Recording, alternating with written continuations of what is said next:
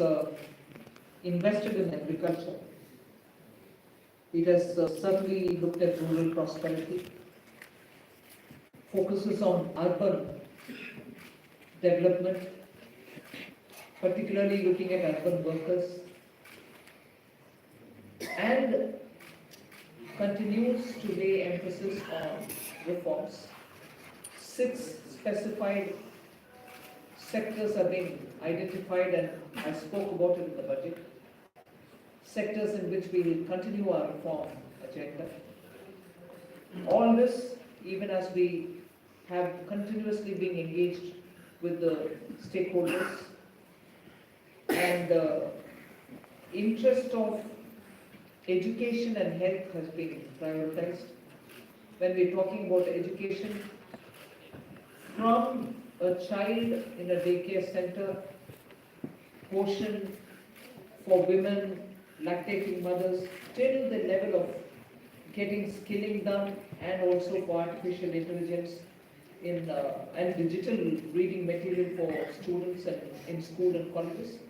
Every aspect of education and bringing in that dimension which is so critical for health. Daycare, cancer centers, and making sure more medical seats are available. These are kind of things with which I'm trying to highlight. The approach in this budget has been pointed on areas which definitely need immediate intervention, outlays, and action along with the states. So, Vikasit Bharat is not just being described. I've given you also what we mean by Vikasit Bharat, or what is it that we expect to achieve for Vikasit Bharat.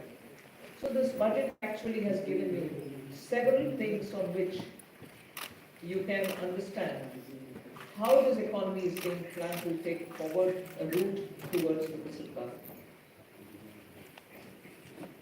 Secretaries have joined me. All of them would also come in to explain or answer and give clarity and so on.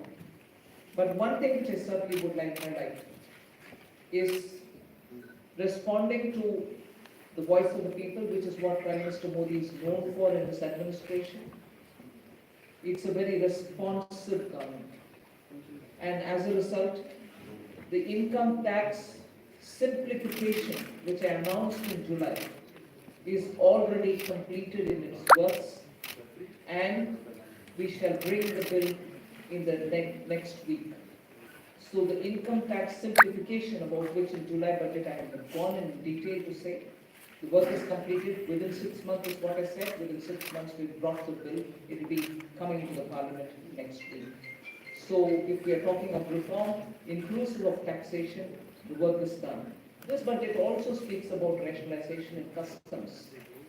Tariffs are being brought down, tariffs are being simplified, and also the basket which consisted of so many different tariffs for so many different commodities are now reduced.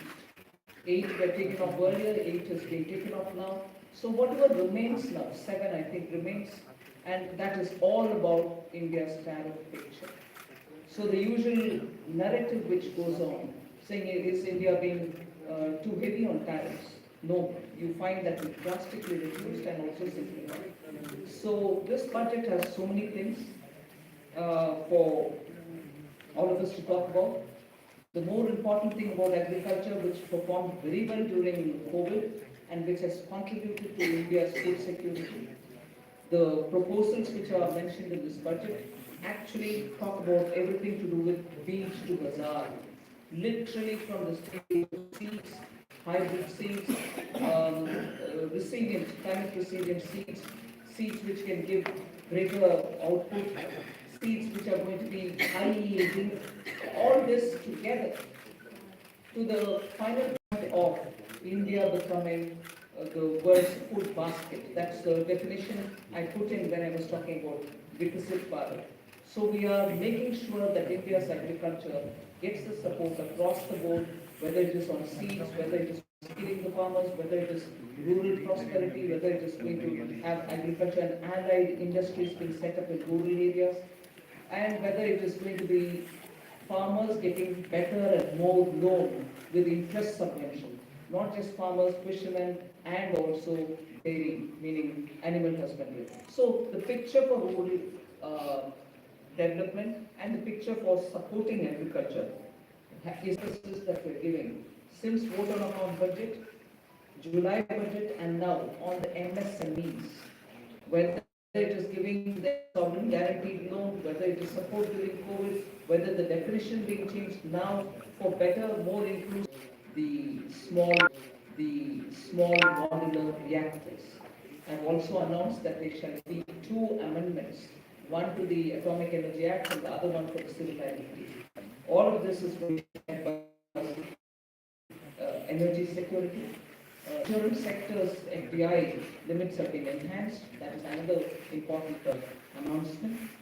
I'll end my opening statement with two things. There is no reduction in the public spending on capital expenditure. Let's put that up front. We continue to place emphasis on the multiplier effect that capital expenditure done by government has shown, has sustained us. We continue on that.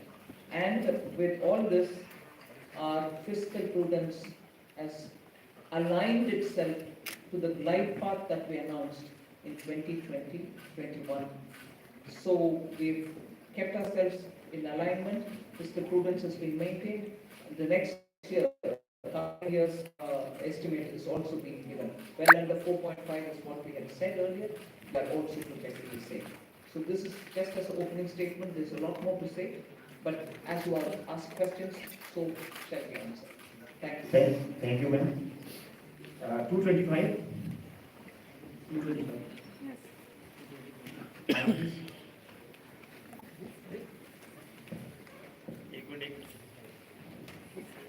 Ma'am, this is Shrimi Chaudhary from NDTV Profit. I just wanted to understand, ma'am, ma'am, you said the new income tax bill will come next week. Will that be in the form of draft, and where you are also going to take stakeholder comments on that? Yes, as a bill, any bill goes to the standing committee. The standing committee will of course consult with so many stakeholders, and then it will come back to us, and if necessary, any more amendments if need to be brought in, we'll bring it in and take it forward in the law. So do we expect implementation in this in the fiscal year in FY26? Do you expect what? Do we expect the implementation of? Well, let it get passed. I hope it will get passed without much of a difficulty, but it is only after it's passed. Sure. Thank you. 35. Right.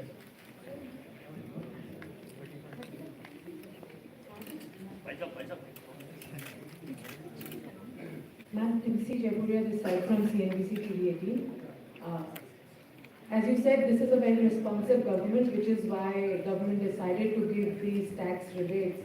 But given the structure that you have announced, ma'am, up to 12 lakh is the rebate. Do you any reason why this rebate has been hiked from 7 to 12 lakh? Is it that the incomes or salaries were not growing up to the mark, which is why government thought that this rebate needs to be given? And also, how do you make up for this 1 lakh crore of revenue loss? Will it not impact the budget estimate?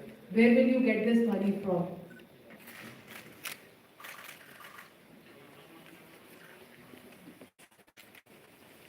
I think the first question is you said that this, when the incomes are not growing.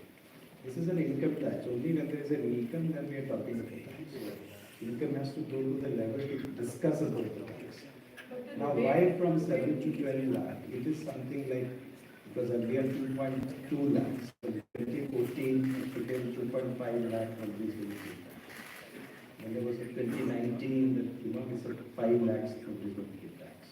We said it was raised to 7 lakhs, and now it's being raised to 12 lakhs. So this is a perception that the government feels that any on the average 1 lakh per month if you have, then you need not pay tax, which means that we are doing it in two ways. One is we are reducing the slab rates.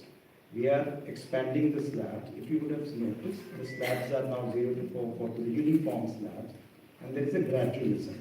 There was a thing when we had earlier 20%, and it was jumping to 30%. Now it is 20. We have introduced 25. So this is the gradual thing which has been done.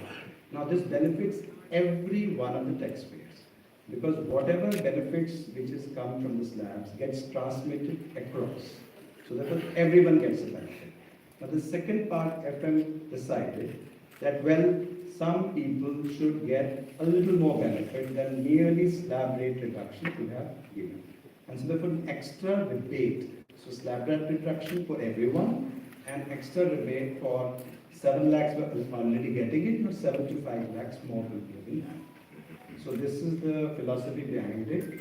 And as you said, why you do it, I think we expect that all the money which they give, it comes back to the economy in either consumption, savings or investments, in whatever way they choose to do.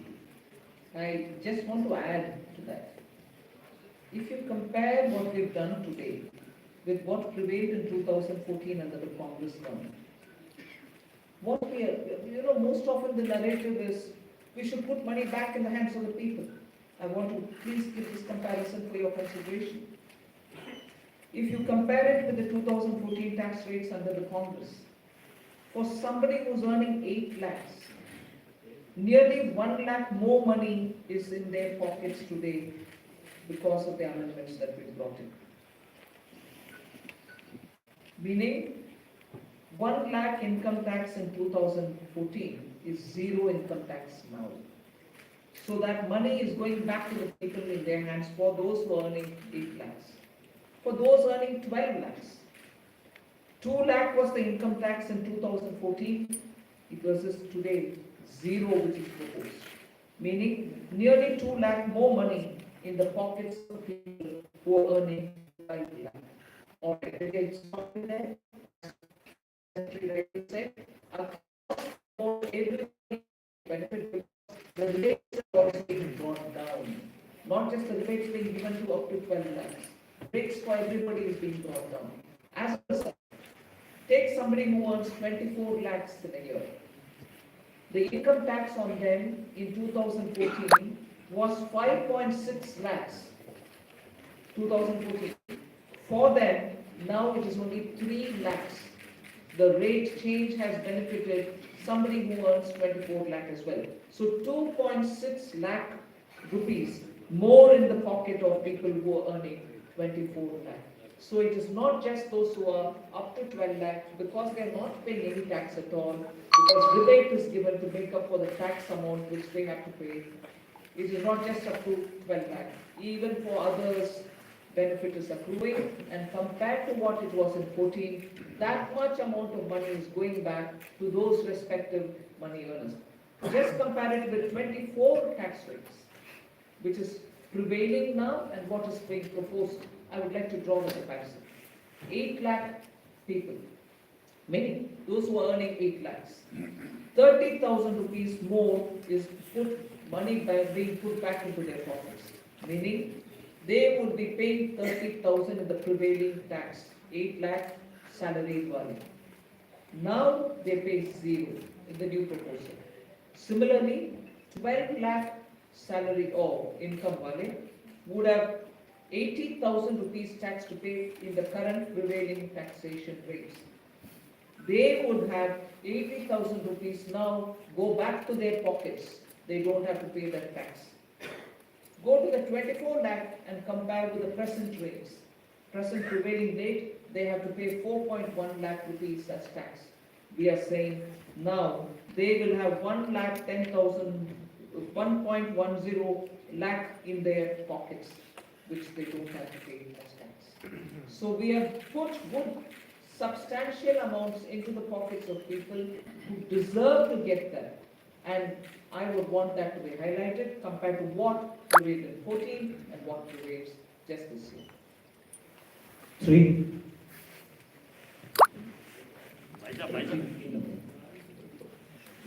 Ma'am, many congratulations.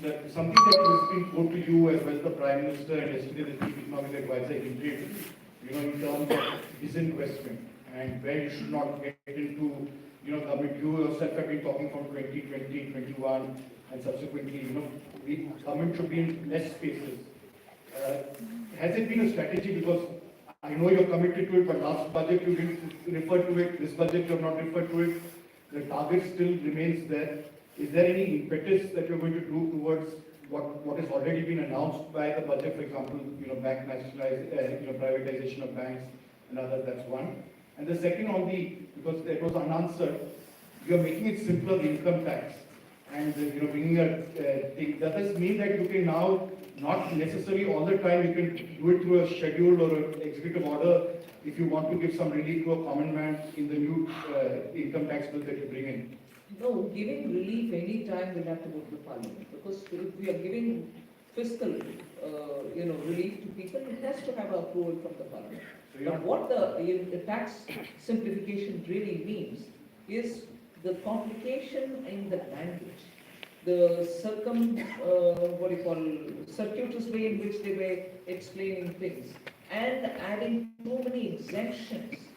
You will realize that when we brought in the new tax regime, we didn't want the old tax regime imitated or copied. In that, there are several exemptions given in the old regime. In the new, we didn't want to give any, because we wanted a simple, straightforward tax regime in which the rates can be brought down. That's what we've done even now. So the act itself had to be simplified. The attempt now is done. And on the disinvestment and No, all that will continue. There won't be a relenting on any of this. On disinvestment,